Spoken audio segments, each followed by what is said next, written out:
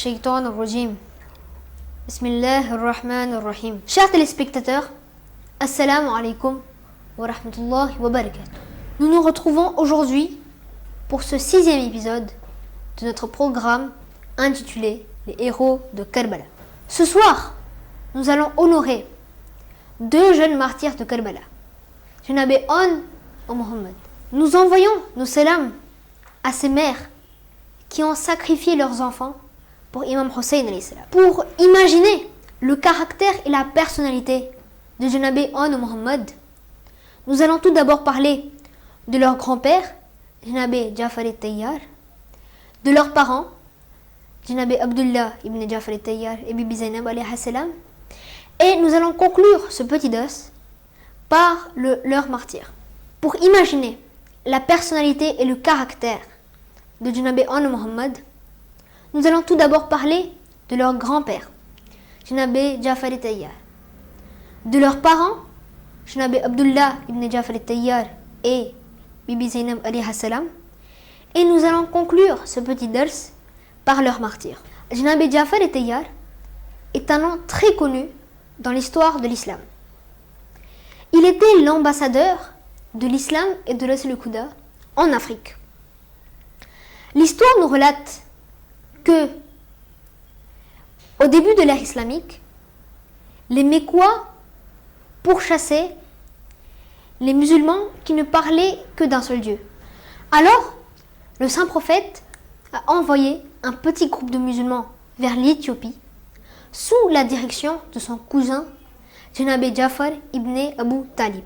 Le roi d'Éthiopie a été convaincu par Janab Jafar à l'existence d'un nouveau messager de Dieu.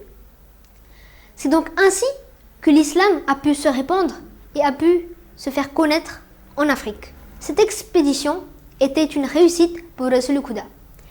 Et au retour de Janab Jafar à Medina, le saint prophète était tellement content car c'était le même jour que les musulmans avaient gagné la bataille de Khaybar grâce à Imam Ali alayhi salam. Après quelques années, Janab Jafar avait participé à une bataille aux côtés du saint prophète sallallahu alayhi wa sallam, dans laquelle il s'était fait couper les 2 bras et ensuite fut tué. Le saint prophète fut alors très triste par la perte de son cousin Janab Jafar. Mais Jibril lui rassura et lui dit qu'Allah subhanahu wa ta'ala lui avait octroyé 2 ailes par le biais desquelles il se promenait dans le jardin du paradis. C'est ainsi donc qu'il fut nommé Jafar al-Tayyar, celui qui possède des ailes. Après le décès de Janab Jafar, c'était Rasul al-Quda sallallahu alayhi wa sallam qui s'occupait de ses enfants et de sa famille.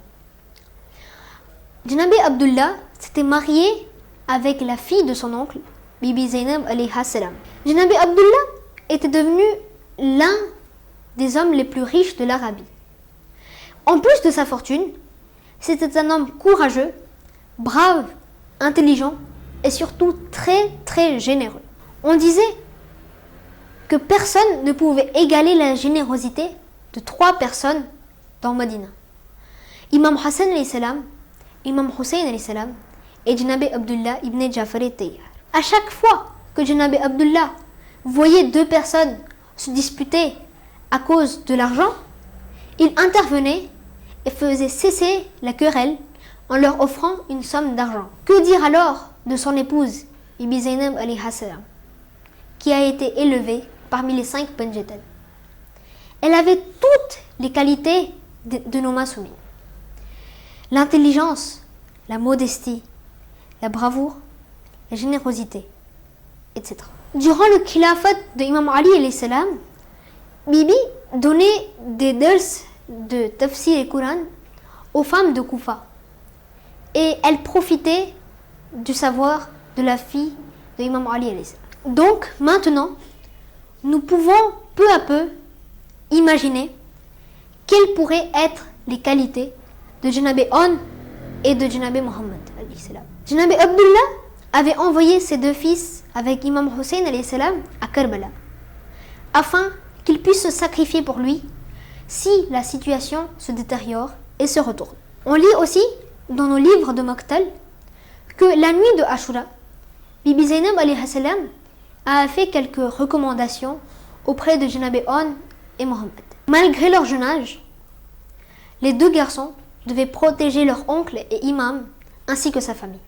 L'une des recommandations était aussi de ne pas boire de l'eau si jamais ils atteignaient l'Euphrate. Donc, le jour de Ashura, Janabé On et Mohammed demandèrent la permission d'aller sur le champ de bataille à Imam Hussein alayhi salam. Après avoir reçu la permission, ils s'en allèrent affronter les ennemis. Car ces deux jeunes garçons avaient appris l'art de manier l'épée avec Hazrat Abbas alayhi salam. Ils ont alors pu tuer plus d'une dizaine de soldats de Omar ibn Saad et ce dernier, en colère, demanda à ce qu'on encercle les deux frères afin qu'ils puissent l'attaquer. Janabé On et Mohammed furent alors blessés et tombèrent de leur cheval. C'est donc ainsi qu'ils furent cruellement martyrisés à Karbala. Imam Hussein alayhi salam et Hazrat Abbas portèrent alors leur corps jusqu'au campement. Mais Bibi Zainab alayhi salam ne fut pas triste pour ses enfants. D'ailleurs, même après la tragédie de Karbala, de Koufa jusqu'à la prison de Cham, Bibi Zainab alayhi salam faisait le deuil de son frère Hussein alayhi salam. Mais au retour à Madina, en arrivant chez elle, elle ne put retenir ses larmes en voyant les tapis de prière et les habits de Janabé On et Mohammed. Elle s'assit alors, pensant à ses fils, pendant que Janabé Abdullah la réconfortait. Chers parents, chers Azadar, le martyr de Janabé On et Mohammed nous apprend combien l'éducation des enfants est importante. Les parents doivent donc préparer leurs enfants pour qu'un jour, ils deviennent les soldats de notre imam du temps, Imam Mehdi Saïbuz Zaman alayhi salam. Wassalamu alaikum wa rahmatullahi wa barakatuh.